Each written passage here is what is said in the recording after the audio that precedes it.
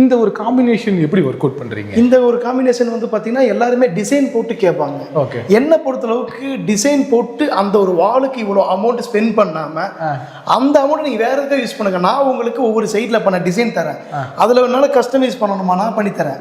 இப்படி தான் பண்ணணும் அப்படின்னு கிடையவே கிடையாது. ஓகே.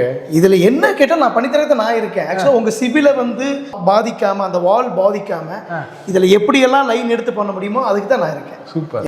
இது எத்தனை சைஸ்? இது என்ன மாதிரி வந்து பார்த்தீங்கன்னா 7 ஃபீட்டுக்கு அண்ட் தென் 11 ஃபீட்டுக்கு நம்ம பண்ணியிருக்கோம். ஓகே. இது வந்து வைட் ஆங்கிளாக பண்ணியிருக்கோம். ஓகே. இதோட சேர்த்து இந்த கிளாஸ் கொடுத்ததுக்கான ரீசன் என்ன? இது கிளாஸா? ஆமாம், இது டிண்டட் கிளாஸ் தான். Tinted glass. ஆமாம். ஓகே. உள்ள இருக்கிற பொருள் ரொம்ப பிளர்ரா இல்லை, இது வந்து original Saint Gobain glass. Saint Gobain வேற எதுவுமே கிடையாது, லேமினேட்லாம் கிடையாது. அதுல அலுமினியம் சேனல் போட்டு அலுமினியம் சேனல் தான்.